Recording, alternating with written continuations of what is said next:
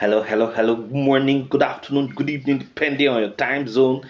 Welcome to my channel. My name is Ogbanje Joseph. Please subscribe to this channel, share, like, as well as drop a comment on the comment section.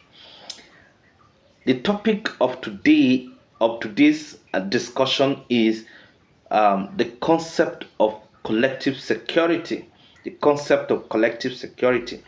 Now, collective security is a framework for formal commitment among groups of countries in order to protect, the security interest of the individual members within their joint share of interest.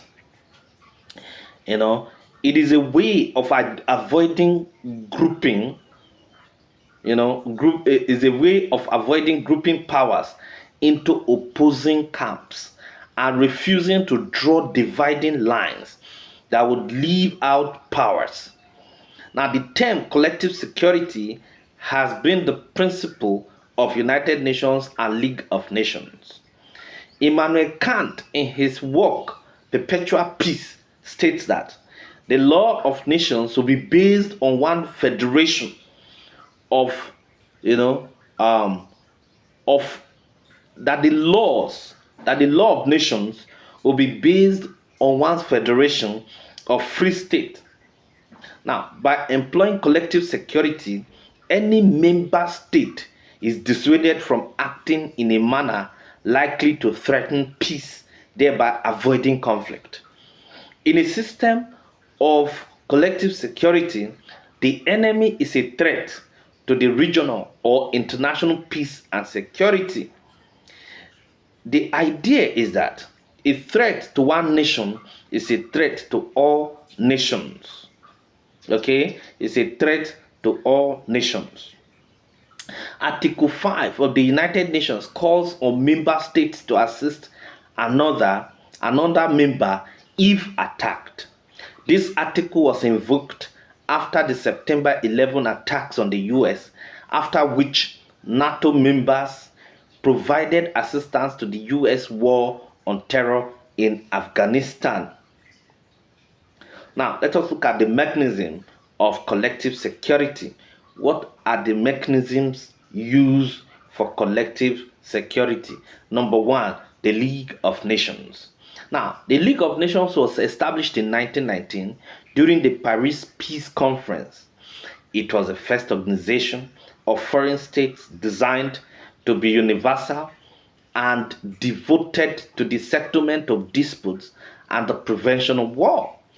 In Article 10 of the League, Article 10 states that the members of the League undertake to respect and preserve, as against, preserve states against external aggression, okay, external aggression against territorial integrity and existing political independence of all members of the League.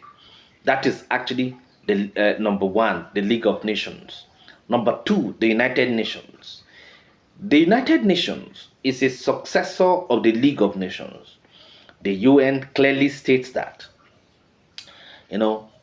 that in Article 51 of the Charter, that nothing in the present Charter shall impair the inherent right of individual or the collective self-defense.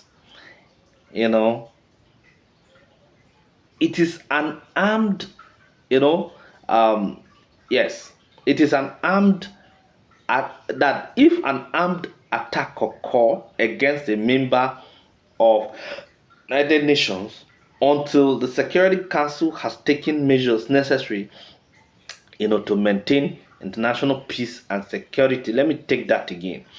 That the United Nations clearly states, in Article 51 of the Charter, that nothing in the present Charter shall impair the inherent right of individual or collective self-defense if an armed attack occurs against a member of the United Nations, until the Security Council has taken measures necessary to maintain international peace and security.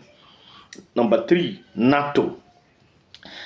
NATO is an acronym that represents North Atlantic Treaty Organization, and it was created in 1949, and its founding document states that the parties agree that an armed attack against one or more than one in Europe or North America shall be considered an attack against all.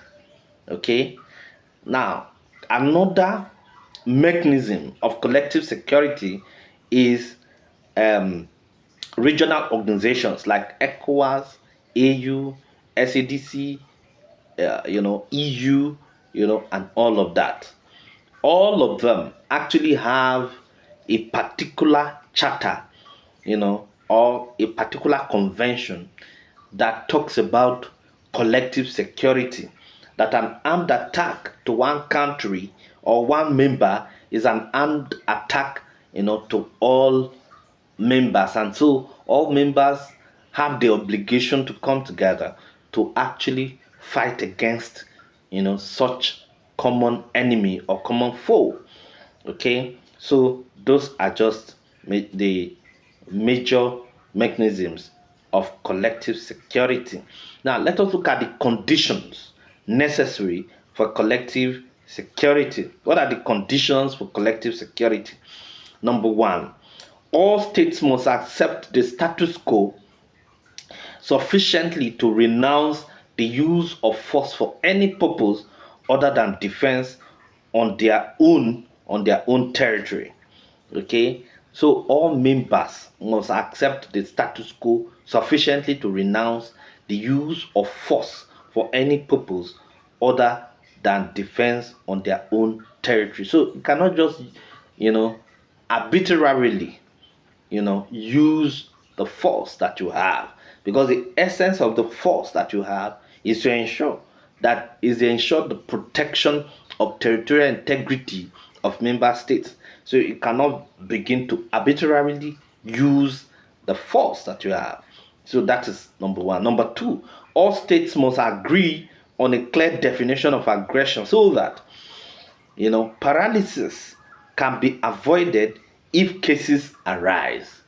Okay, so all states must actually agree on the definition of aggression so that when it is time for all members to actually wade into a particular situation, a certain group of members will not now say that they are not part of it.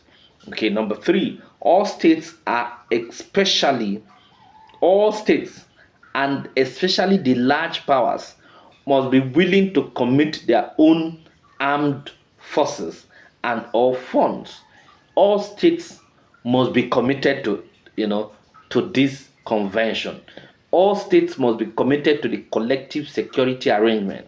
Otherwise, if the larger states actually say they are not going to participate and or bring out funds to actually prosecute the collective security arrangement, then it is as good as being a failure.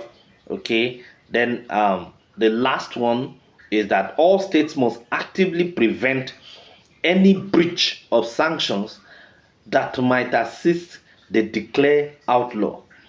Any breach of sanction that might assist the declared outlaw, anything, all states must assist to prevent it in such a way that the outlaw or the state that is being punished, the state that is being visited with aggression, cannot actually have a leeway, out of out of the aggression that the entire collective security arrangement is visiting on the outlaw.